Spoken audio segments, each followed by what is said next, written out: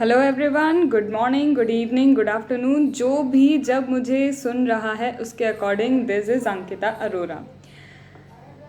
सबसे पहले a very very very happy daughters day to all the daughters there. One thing, make your parents proud. Make your parents proud यही बोल सकती हूँ, because you are not less than a boy. बहुत सारी जगह inequality आज भी है, बट बिलीव मी, अगर तुमने सोच लिया है कुछ करने का तो you will definitely do this. So specially this is my message, this is my video dedicated to all the daughters there, that they are precious, they are really precious, and you even don't know, when a daughter comes to do something, they have potential higher than you even think of. So just for all the daughters there. And अभी जो video में मैं आगे बताने वाली हूँ, that is related to what, that is related to, it's almost just 1 month to the studies, okay, 1 month to the exams. Exactly what I want to say, I have seen again a confusion going on, exam का क्या होगा, safety, ये वो सब। Let me tell you one thing, safety आज भी वही concern रहने वाली है, 1 महीने पोस्टपोन होने के बाद भी वही कंसर्न होने वाला है, बिकॉज प्रोफेशनल लेवल एग्ज़ाम्स हैं और एकदम से सारा की सारा मतलब उसका कैरिकुलम ही चेंज करना, it's not matter of a month. हाँ, प्रोएक्टिव एक्शंस वर रिक्वायर्ड जो नहीं लिए गए हैं अब तक, but I am not going to comment on that. But what I can say you, सिर्फ जगह जगह जाके यूट्यूब वीडियोस पे आप ये देख रहे हैं कि अब क्या होगा, कैसे होगा, क्या नहीं हो सकता है, क्या हो सकता है, क्या होना चाहिए था, आईसीआई को क्या करना चाहिए था। That is just killing your time and increasing the views of some person who are just again and again speaking on the same thing. I can say ये कंसर्न है, yes it is a concern, but ICI के हाथ में है। आप एक बार क्या कर सकते हैं, अपनी क्वेरी दे सकते हैं। क्वेरी दे के आईसीआई ने अभी लाइव सेशन के लिए भी बोला है, तो लाइव सेशन में आप उनसे पूछ सकते हैं। बट जगह जगह यूट्यूब वीडियोज़ पे जाके कमेंट करने से नथिंग विल बी सॉल्व। सही जगह जाओ, सही जगह जाके अपनी अप्रोच रखो कि हमें ये दिक्कत है। मैं किसी के अगेंस्ट नहीं बोल रही हूँ, बट खुद का टाइम किल मत करो अलग अलग वीडियोस को ढूंढने में कि क्या हो रहा है, क्या होना चाहिए था, ये सॉल्यूशन है वो। ट्विटर पे जाओ, वहाँ पे टैग करो, पोस्ट कर दो कि ये हमें दिक्कत है, आपकी आवाज़ वहाँ तक पहुँच जाएगी, वही बहुत है। और उसके बाद आपका काम बनता है पढ़ो पढ़ो और बहुत अच्छे से पढ़ो। एग्ज़ाम्स सर्टेन है, अनसर्टेन है, that is another matter. Safety high priority है, but accept this fact, accept करना होगा कि कहीं ना कहीं रिस्की एनवायरनमेंट तो है। स्टेप्स होने चाहिए। अभी इंस्टीट्यूट क्या स्टेप्स लेगी, अब तक एडमिट कार्ड के आते पते नहीं हैं। तो डोंट गेट डिसहार्टन्ड। आपको सिर्फ क्या करना है, अपनी प्रिपरेशन रखनी कि भाई मेरी 1 तारीख से एग्ज़ाम स्टार्ट हो रही है, वो हो नहीं हो वो हम अभी के लिए भूल जाते हैं, क्योंकि हमें सिर्फ पढ़ाई पे ध्यान देना है। बहुत सारे अलग अलग वीडियोस पे जाके कमेंट करने से, चैटिंग करने से, फेसबुक पे पूछने से, इंस्टा पे, ट्विटर पे कुछ नहीं होगा। जहाँ कंसर्न बॉडी है वहाँ अपनी वॉइस रेज कर लो, वही बहुत है। Are you getting my point? अब आई होप प्रिपरेशंस ऑलमोस्ट हो चुकी होंगी आप लोग की, बहुत सारे बच्चों की हो चुकी होंगी, बहुत सारे बच्चों की अभी भी ऐसा है कि मैम कुछ रीजंस ऐसे थे, कई जगह कई फैमिली में बहुत लोग पॉजिटिव हो गए, हमारी स्टडीज़ ब्रेक हो गई, बहुत सारी चीज़ें हैं। कई जगह कुछ और हुआ होगा, ऑल ऑफ सडन, या फिर बोले everywhere there is a negative environment, there is a threat, हर जगह है। Right, I agree. 30 डेज़ हैं, ऑलमोस्ट 30 डेज़ है। अब आपको क्या करना है, those who are doing a group, मैं बेसिकली मेरा चैनल अभी 2nd ग्रुप के लिए ही है।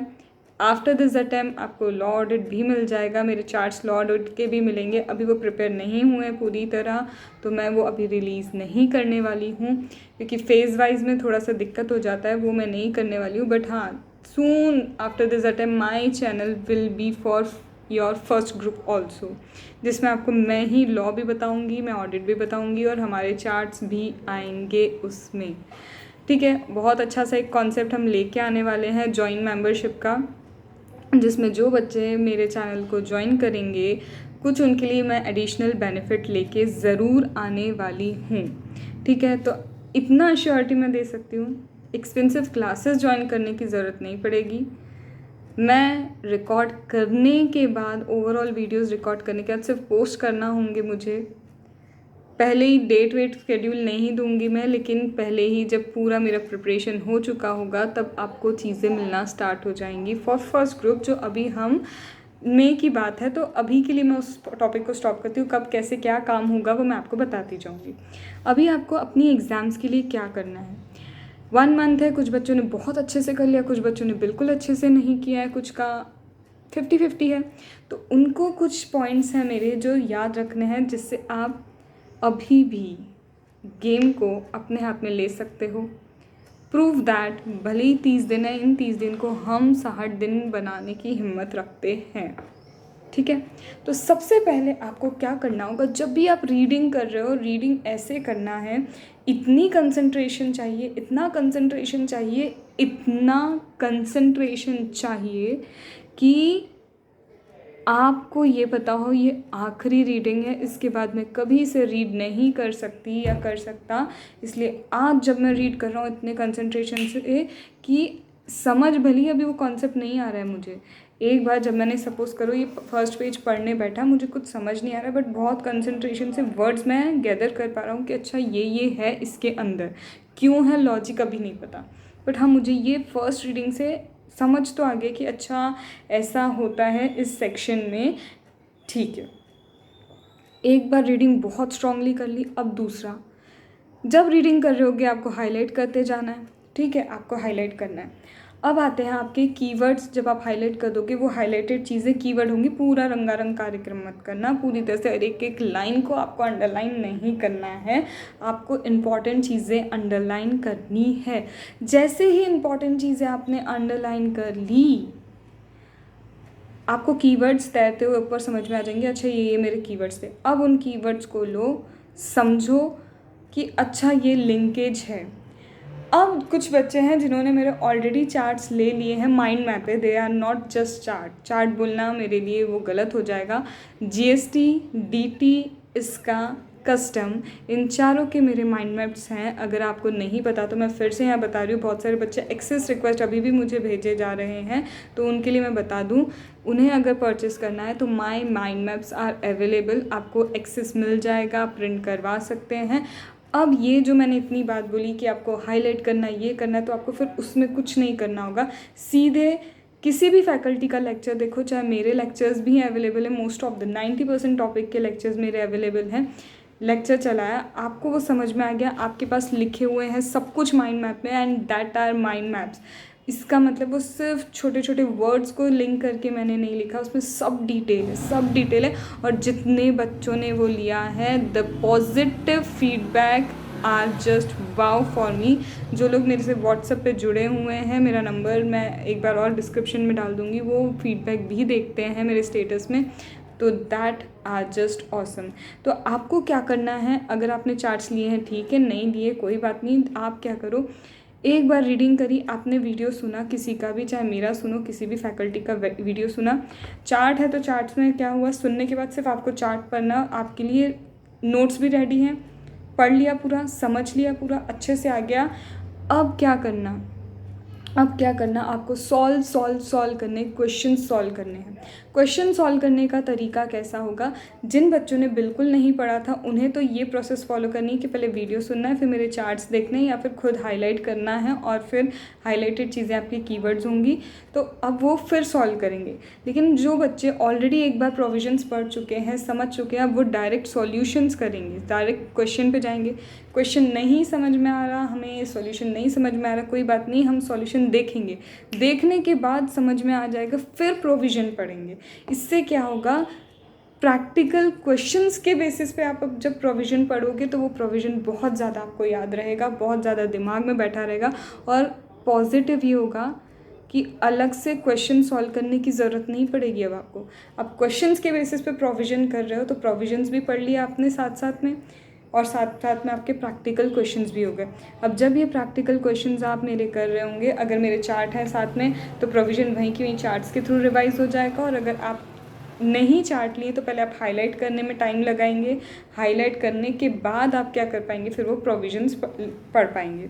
या फिर आप क्या करो, प्रैक्टिकल क्वेश्चन लो, सपोज 43B का क्वेश्चन है, 43B सेक्शन फिर इधर खोलो और पढ़ते पढ़ते फिर हाईलाइट करो, तो आप वो भी कर सकते हो। तो कॉन्सेप्चुअल क्लैरिटी भी आएगी इसी से, क्वेश्चंस के साथ आप प्रोविज़न पढ़ रहे हो। दूसरा सॉल्व का कॉन्सेप्ट भी हो जाएगा, और यहाँ पे आपके कीवर्ड्स के कनेक्शन बैठना चालू हो जाएंगे कि अच्छा ये कीवर्ड इसलिए है और यहाँ पे इसकी इम्पोर्टेंस ये है। गेटिंग। फिर एक दूसरी चीज़ मैं आपको बताऊँ, at this point of time 100% coverage नहीं, किसी भी सब्जेक्ट के 100% कवरेज पे मत जाना। Don't make a blunder over here.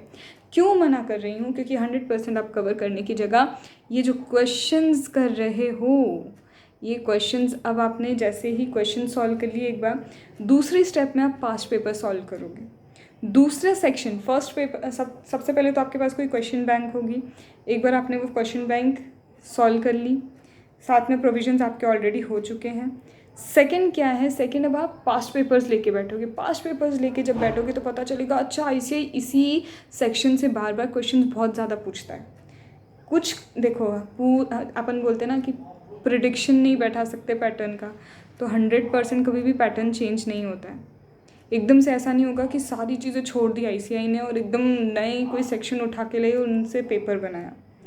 Past के अगर आपने 5 से 6 साल के 5 से 6 अटेम्प्ट के पेपर्स अगर सॉल्व कर लिए तो you will get to know कि कहीं ना कहीं ICAI के लिए इम्पॉर्टेंट सेक्शन क्या है, तो कहीं ना कहीं उन पे ज़्यादा फोकस करना।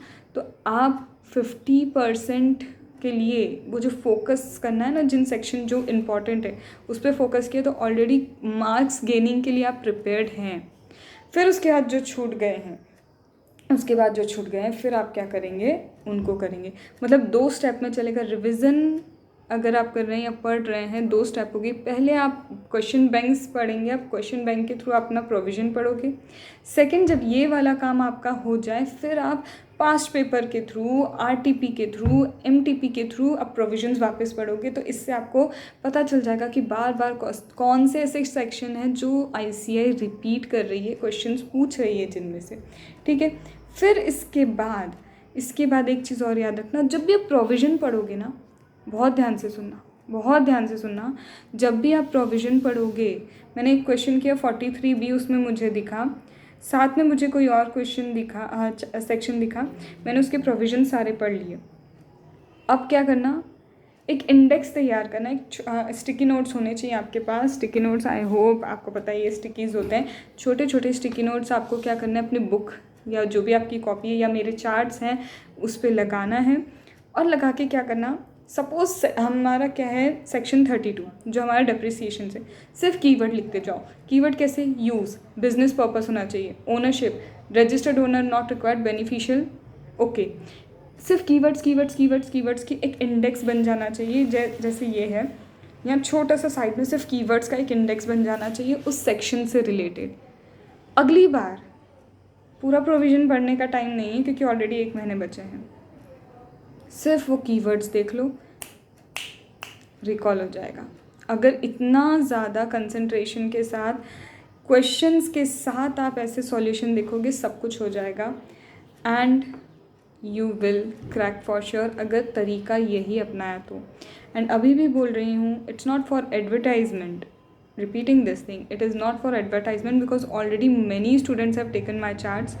पर अगर आपको लग रहा है कि अभी भी 1 महीना पड़ा है, हम लिख सकते हैं, हम समरी नोट्स बना सकते हैं, हम ये कर सकते हैं, तो कुछ मत करो, मेरा किसी एक चैप्टर का आप चार्ट उठा के देख लो और मेरे वीडियोस देख लेना।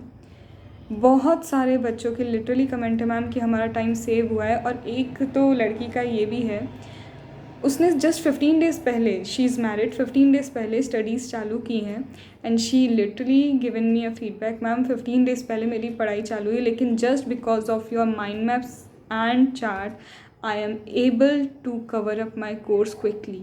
बहुत कोर्स पूरा मतलब जितना जो वो पढ़ रही उसका बोल रही हूँ मैं। तो कहीं ना कहीं मैंने अगर इतने एफर्ट्स लगाए हैं तो वो बेनिफिट करेंगे। आप लो नहीं लो कोई दिक्कत नहीं है मुझे, बट 1 महीना बचा है, सोचना एक बार। एंड वीडियोस सारे के सारे चार्ट्स के 90% चार्ट के वीडियोस मेरे ऑलरेडी अवेलेबल है, तो आपको कहीं दिक्कत नहीं आएंगी। नवंबर 2020 के लिए ये अमेंडेड हैं। और एक्सेस जो भी बच्चे दिए जा रहे हैं अभी भी डेली की 30-40 अभी भी एक्सेस आ रही है मेरे पास, तो आप इतना समझो कि एक्सेस वो नहीं प्रोवाइड कर रही क्योंकि वो अमेंडेड नहीं है। और वो वाले चार्ट्स नहीं, मैंने नए चार्ट्स पूरे तैयार किए। जो माइंड मैप है वो चार्ट्स नहीं, मेरे नए चार्ट्स हैं, तो उनका एक्सेस मैं नहीं दे सकती। तो यही चीज़ें मुझे आपको बोलनी थी। और बस मैं यही चाहती हूँ, वर्क सो हार्ड, इतना ज़्यादा अच्छे से काम करो। एग्ज़ाम कब होगी वो तो हम देख लेंगे, क्योंकि वो चीज़ आपको बस इतना करना है, अगर अपनी आवाज़ पहुंचानी है तो सही जगह पहुंचाओ। यूट्यूब्स पे अलग अलग जगह जाके कमेंट करके अपना टाइम किल मत करो। इससे अच्छा दो, अभी टाइम मिल रहा है, पढ़ो।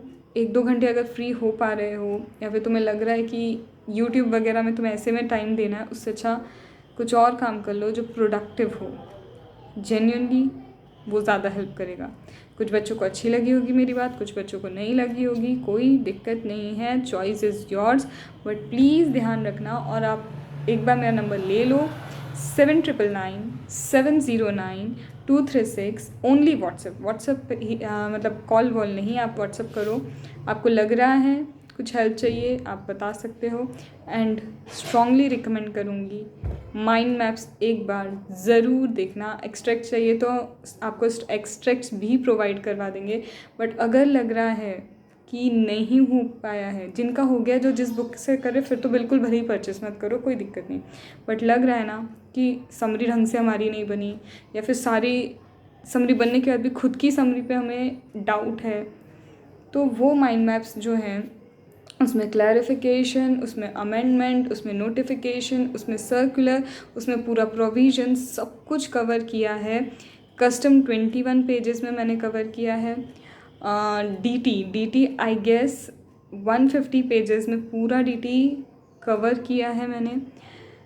GST भी 150 पेजेस में नियर अबाउट कंप्लीटेड है, 150-160 पेजेस में। और इसका में PM भी है, SM के साथ PM भी उसमें इनकॉर्पोरेट किए। तो एक बार अगर आपने सब कुछ पढ़ लिया है तो सिर्फ वो चार्ट्स के थ्रू आप n नंबर ऑफ़ रिविज़न करो। और इसका के चार्ट्स लेस देन 80 पेजेस में, पूरा इसका with SM and PM less than 80 pages में। तो बहुत मेहनत लगी है, लिटरली बहुत मेहनत लगी है। कई बार एक चैप्टर को मैंने 2-2 दिन भी दिए हैं, तभी मेरे इतने दिन से वीडियोस नहीं आ रहे, क्योंकि मैं अभी तक चार्ट्स कंप्लीट कर रही हूँ। ठीक है, तो अच्छे से करो, 4 डालो।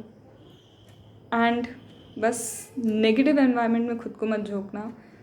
एग्ज़ाम होंगी तो कितने सेफ्टी से जाना है, क्या जाना है, वो हम एक बार सोचेंगे, बिल्कुल बात करेंगे। बट अभी के लिए we don't know, we are again in uncertainty है क्या होना है। बट पढ़ाई मत छोड़ना। लिंक छूटी तो फिर आज से 10 दिन बाद वो कमेंट्स तुम्हारे रह जाएंगे वहीं, फिर तुम सोच रहे होगे 10 दिन बर्बाद हो गए, काश पोस्टपोन हो जाती एग्ज़ाम। ठीक है, आई होप मेरी जो भी मेरा मैसेज था आपको पहुंचा होगा। तो do it, and I am trying, commit नहीं कर पाऊँगी बट ट्राइंग कि मैं छोटे छोटे वीडियोस कुछ सब्जेक्ट के आपको दे पाऊँ फिर से थ्रू माय चार्ट्स, ताकि आप चार्ट्स का बेनिफिट भी देख लोगे, आपको चार्ट्स कैसे यूज़ करने समझ भी आ जाएगा, जैसे मैं माइंड मैप्स बोल रही हूँ। मैं ट्राई करूँगी बट अभी टाइम मुझे परमिट नहीं कर पा रहा है। I am literally packed with things. अगर टाइमली चीज़ें हो जाती हैं तो मैं आपको दे दूँगी। इसी चक्कर में स्टैंडर्ड कॉस्टिंग बच्चों का अभी तक मेरा पेंडिंग चल रहा है, जबकि मुझे वो सितंबर में दे देना था। And so sorry for that student. Standard costing का मुझे बिल्कुल भी टाइम नहीं मिल पाया है। ऑल्दो मैंने बहुत बार, एक बच्चा है जो मुझे बार बार व्हाट्सअप करता था, मैंने उसे तारीख पे तारीख दी है और वो मुझे मेम्स भेजता था इस चीज़ के। तो I am literally sorry for that, literally sorry. ठीक है, चलो अच्छे से पढ़ो, बहुत अच्छे से पढ़ो, and just do it. Okay, and happy daughters day to all the lovely daughters. से मतलब ये बोलना चाहती हूँ, be strong. Girls are so strong that no one can even think of it. ठीक है, चलो बाय बाय।